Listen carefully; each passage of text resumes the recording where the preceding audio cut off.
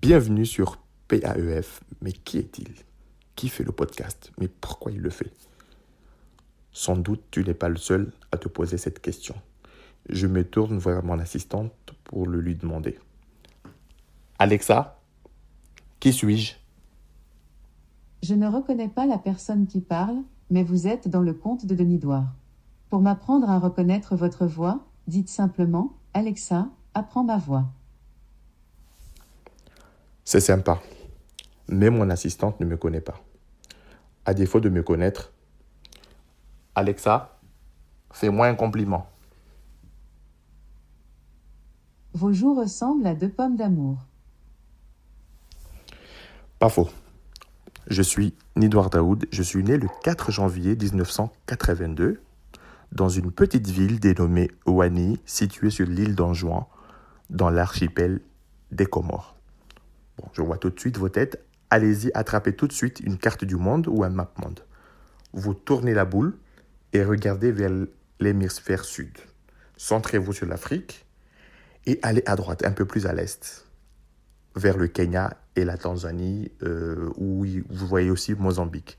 Au large, il y a 4 magnifiques petites îles mignonnes qui sont situées entre l'Afrique et l'île de Madagascar. Sans doute vous connaissez parce que Madagascar, c'est plus grand.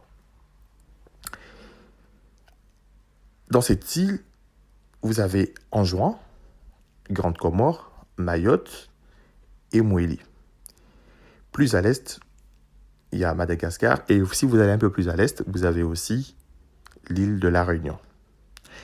Je suis le 5e d'une fratrie de 5 enfants. En gros, je dis que je suis la 5G de cette famille. Bon, j'ai le droit de temps en temps de me lancer des fleurs. Alors, mon père était slasher. Parce que de 3h du matin à 6h, il était serveur dans la boutique café familiale. De 7h à midi, il était prof au collège rural de Wani. Et puis le week-end, le samedi et le dimanche, il était planteur d'ylang-ylang, de vanille, de girofle. Et de temps en temps, il plantait aussi des plantes agricoles qui étaient destinées à notre alimentation. Ma mère, sur sa carte d'identité, c'était mentionné ménagère. Mais en réalité, elle était boutiquière, barista. Elle allait acheter son café dans des petits villages, le torréfier, le filtrer et le servait dans sa boutique café tous les jours. Pendant ce temps, elle était aussi couturière de vêtements traditionnels. Des vêtements qui étaient destinés aux femmes, mais aussi aux jeunes mariés. De temps en temps, elle cousait aussi mes shorts, donc je dis pas la forme. Donc, elle maquillait aussi les mariés, donc c'était une influenceuse de mode, de beauté, mais aussi une sacrée barista, parce qu'elle parlait tellement du café à ses clients, mais de temps en temps, tu la voyais parler de mode, de maquillage, de beauté. Donc, à un moment donné, on se demandait quel était le lien entre le café, le maquillage, la beauté, mais aussi le commerce. Mais tout ça, c'était le système D.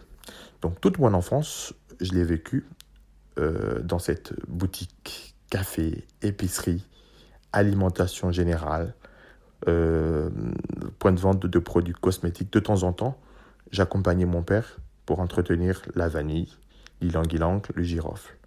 Mon passe-temps préféré, c'est quand je me posais sous le manguier, j'attrapais par mes petites mains des grosses mangues, j'arrachais la peau, je les déchiquetais et je les mangeais comme ça, jusqu'à me lécher le bras jusqu'au coude, tellement c'était bon. Je vous recommande vraiment, si vous avez la possibilité d'aller dans des pays où il y a des mangues, allez-y faire l'expérience. En grandissant dans cette boutique, et pour tuer le temps, j'écoutais beaucoup l'unique radio nationale. Elle n'avait pas beaucoup, il y avait juste une radio nationale, mais surtout j'aimais écouter le foot. Le foot de mon équipe préférée à l'époque, ça s'appelait Fais Gaffe. Donc, c'était une équipe qui jouait en Ligue, l'équivalent du Ligue 1, qui allait en finale. Et du coup, ça nous aspirait dans toute la ville où on écoutait le match qui était diffusé en direct. Moi, j'avais une petite station radio avec des piles. Et souvent, je mettais des casques où je cherchais moi-même avec la petite molette, la bande FM, pour écouter la radio nationale. Et puis, avec le temps, pendant mon enfance, il y a eu la libéralisation des ondes. Il y a eu 2 stations de radio locale. Il y avait Radio Nova et Radio Étoile. C'était des stations musicales, libre antenne, avec des animateurs locaux. D'ailleurs, mon frère et mon cousin étaient animateurs dans ces radios. Et j'en rêvais d'en devenir mais la timidité m'a tué. C'est là que j'ai écouté des émissions d'RFI, parce qu'il y avait un partenariat, des émissions comme Ma Santé, mais aussi l'émission de Claude Sillard, Couleur Tropicale, où j'ai commencé à écouter un peu de MC Solar, mais aussi tout ce qui était musique du monde. Donc après mon bac, que j'ai obtenu dans les îles, j'ai obtenu un DUT en technique commercialisation. Voilà, j'ai appris les rudiments du marketing. Mais je suis tombé amoureux tout de suite du digital. Le digital, c'était ma vie. C'était l'époque où Google commençait à décoller. On avait Yahoo, on avait Wanadoo. Quand je suis venu en France, et puis j'ai enchaîné avec une licence pro, avec une école de commerce où j'ai obtenu un diplôme en école de commerce spécialisée dans le commerce, marketing et digital à l'INSEC. C'est une école qui se situe, je crois, dans le 10e arrondissement. Pendant mes études, je me suis lancé dans une start-up non déclarée. Ça s'appelait DNS Conseil. C'est une aventure que j'étais pas seul, parce que j'étais aussi avec mes cousins, mon cousin puis mon autre cousin. Et dans cette aventure, on créait des sites Internet et on faisait du conseil aux associations. Voilà. L'idée, c'était d'aider les associations, d'aider les artistes, d'aider les artisans à se lancer dans un site Internet. On avait même réussi à prospecter le gouvernorat local de l'île d'Anjouan pour faire le site Internet du gouvernorat. Après, l'anglais était devenu très important. Je me suis dit, je ne peux pas travailler dans le digital si je n'apprends pas l'anglais. Alors, je suis parti en Écosse avec ma petite valise à Glasgow. Je suis resté quelques mois. Et à mon retour en France, parce que j'avais la soutenance de mon école à effectuer, mon niveau d'anglais était meilleur que celui de Brian is in the kitchen. Et puis, je suis allé travailler à Dublin, en Irlande, parce que je voulais me rapprocher des GAFA, Google, Facebook, qui étaient installés là-bas. Et puis, cette aventure professionnelle m'a conduit à Barcelone, où j'ai vécu aussi quelques années. Et après, j'avais le blues. Je voulais rentrer, je voulais m'installer en fait aux Comores. Je suis parti travailler un petit peu à Mayotte. Et puis, bon, finalement, je me suis dit, c'est peut-être mieux que je sois ici en fait en Europe. Et puis je suis revenu à Paris depuis fin 2015. Ouais, c'est compliqué. J'ai déménagé depuis 2000 presque tous les 2 ans. Tellement j'ai déménagé que je me souviens plus de qui j'ai vu pendant toutes ces années, de là où j'ai vécu. Mais il y avait toujours quelque chose dans mon cœur. C'était quoi? C'était cette start-up DNS Conseil. Je voulais tellement aider les associations, je voulais tellement aider les artistes, je voulais tellement aider les gens à se digitaliser et à leur offrir un meilleur service. Et à moindre coût, bien sûr, parce qu'il y avait une question de coût. Donc, DNS Conseil a toujours été là, dans mon cœur. À chaque fois, je le ressortais quand je traversais des périodes de chômage. Et en 2015, je me suis dit, il faut que j'allie business et social. Alors, business, j'ai lancé une agence de conseil en marketing digital. Donc là, je vendais du conseil et c'était payant. Donc je croisais des entrepreneurs, je leur vendais du conseil. Mais de l'autre côté, j'avais ouvert un blog avec DNS Conseil, grand public, où je donnais des conseils aux gens pour s'initier à l'informatique. Je croisais beaucoup de gens qui galéraient à déclarer leurs impôts, à faire des CV ou tout simplement à servir de leur téléphone. Et moi, je les accompagnais dans cette aventure justement pour les initier à l'informatique. Après, bon, cette phase de Globetrotters, c'était presque la fin. J'ai posé mes valises en banlieue parisienne. Oh, parce que c'est moins cher que Paris. Et toujours actif sur les réseaux sociaux. J'ai mon compte Twitter, @Nidoir, depuis longtemps. Je suis sur Facebook. J'ai créé des pages, j'ai créé plein de choses. Je suis sur LinkedIn pour le boulot. Et puis, j'ai aussi lancé des tutos sur YouTube. Vous les trouverez sans doute en ce moment sur comment organiser ses notes, comment faire des choses en anglais. Mais j'ai eu envie aussi de retrouver cette ambiance de mon enfance. Cette ambiance de café, de gens qui parlent, qui discutent, qui venaient demander des conseils en fait à mes parents. Et à ma façon, j'ai voulu, avec le départ de mon père, prendre un petit peu la relève, en fait, les faire comme eux, mais à ma façon, bien sûr. Donc j'ai décidé d'entamer des conversations avec les mères de famille, seules, ou qui ont leur mari, en fait, qui les aide à côté. Donc le but, c'est de les aider dans leur quotidien. Et le quotidien, c'est quoi? C'est des moyens, c'est de l'argent, un pouvoir d'achat. C'est les enfants qui grandissent, les enfants qui consomment plus, des projets de vie, mais ils ont besoin d'argent. Mais je ne peux pas leur donner de l'argent, mais je peux les aider à améliorer en fait leur pouvoir d'achat. Donc avec quoi? Discutant avec eux des astuces, des conseils, des bons plans pour leur dire qu'elles ne sont pas seules face aux défis du quotidien.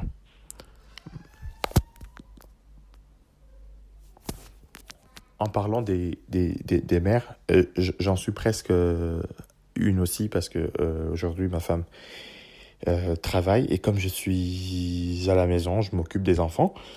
Et tout à l'heure, j'ai dû interrompre cet épisode parce que mon fils a fait irruption dans la pièce. Donc, ce n'est pas facile, mais comme je disais, mon objectif était d'aider les mères à maintenir une famille, leur famille à flot, parce que ce n'est pas facile. On a certes besoin d'argent, mais on a surtout besoin d'organisation. Sans organisation, on brûle du cash, on brûle de l'argent. C'est comme les startups. À un moment, elles font appel à des investisseurs, mais s'il n'y a pas le management, il n'y a pas l'organisation derrière, eh ben l'argent est foutu en l'air. L'argent est brûlé, donc ça ne décolle pas. Ça ne décolle pas.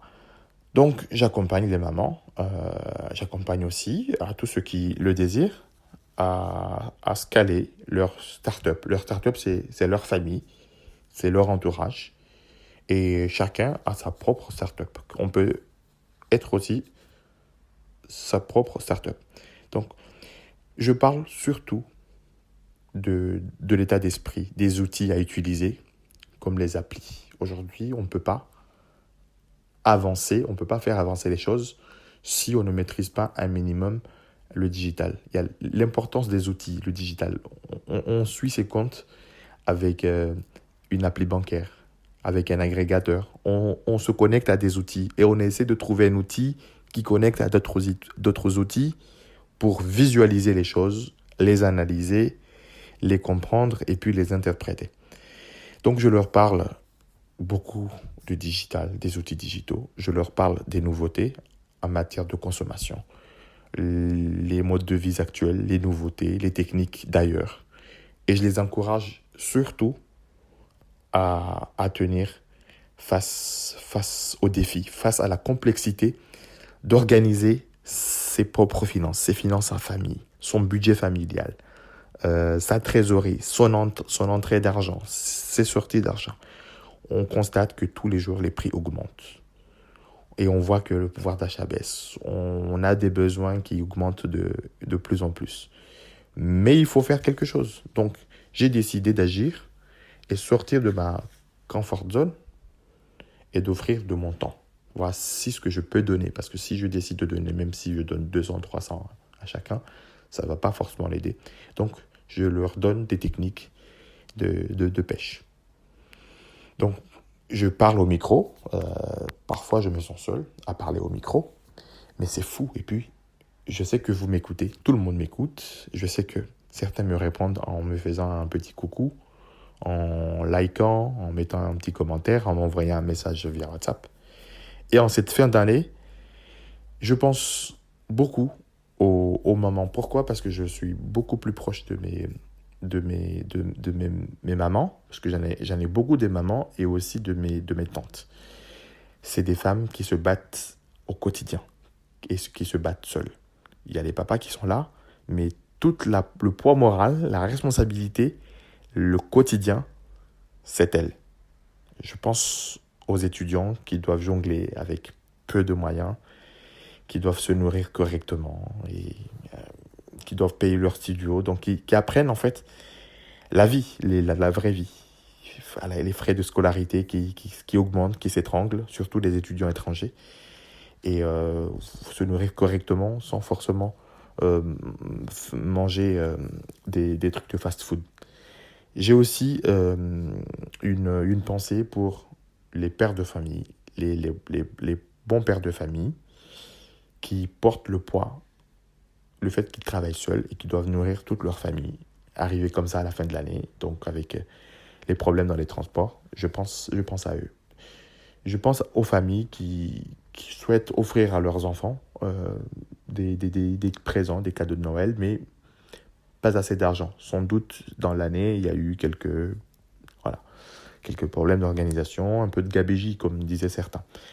Je pense aux jeunes actifs célibataires qui travaillent dur, mais qui ne peuvent pas réaliser leur projet parce qu'on leur dit, bon, voilà, tu ne peux pas déménager, ton seul salaire ne suffit pas. Tu ne peux pas acheter seul parce que ça ne suffit pas. Tu ne peux pas faire ceci parce que tu es tout seul à t'organiser dans tes projets. Donc, je dis à toutes ces personnes, quel que soit leur statut social, leur statut, leur origine, à tout ce monde-là, qu'il y a des solutions. Des solutions existent et il ne faut pas se cloîtrer dans son coin. Il faut venir en parler, soit en one-to-one, de toi à moi ou de vous à moi, ou rejoignez-moi dans la communauté. Sur Facebook, on a une petite communauté. On peut avoir des échanges. On n'est pas obligé de parler des deux cas individuels ou personnels, mais on peut poser des questions de manière généraliste. Sortez de vos zones, sortez de votre isolement et venez-en en parler. Et je tenais vraiment, en cette fin d'année, à vous dire un grand merci et à vous faire aussi un gros bisou de soutenir cette initiative. Parce que grâce aux écoutes, aux streams, je le vois via les statistiques, au téléchargement, vous me témoignez aussi votre amour. Donc, n'hésitez pas, ça aidera vraiment à faire avancer les choses, à mettre quelques 5 étoiles. Ce n'est pas beaucoup, je pense que c'est le maximum, 5 étoiles, depuis la plateforme que vous écoutez, Spotify, iTunes, Google Podcast, toutes les plateformes. Vous avez également le site iFormez-vous qui est sur WordPress. C'est un site où, de l'autre côté, je propose aussi des formations sur le digital. Donc, c'est important. J'allie toujours les deux parce que partout, on voit du digital. Donc, n'hésitez pas à aller vous abonner sur ce site et à laisser votre mail pour que je puisse vous écrire ou m'écrire et vous soyez au courant de tout ce qui va sortir. Enfin, merci. Je vous souhaite d'excellentes fêtes de fin d'année. Je vous souhaite de partir sur de très bonnes bases pour l'année qui va arriver. Et j'espère que cette petite confidence vous a plu. Et je vous dis à très bientôt sur PAEF. À très bientôt à ceux qui veulent être en relation avec moi à travers les réseaux sociaux professionnels. Et je vous souhaite tout le meilleur. Et je vous dis, décloisonnez-vous, sortez de votre isolement et venons-en en parler parce qu'ensemble, on est mieux, on est beaucoup plus riche en fait, en valeurs. Donc venez surtout partager des valeurs parce que toutes les astuces, les conseils, c'est avant tout des valeurs, c'est avant tout une manière de penser. C'est avant tout des projets, une façon de structurer notre pensée. Donc, bonne fête. À très très très bientôt.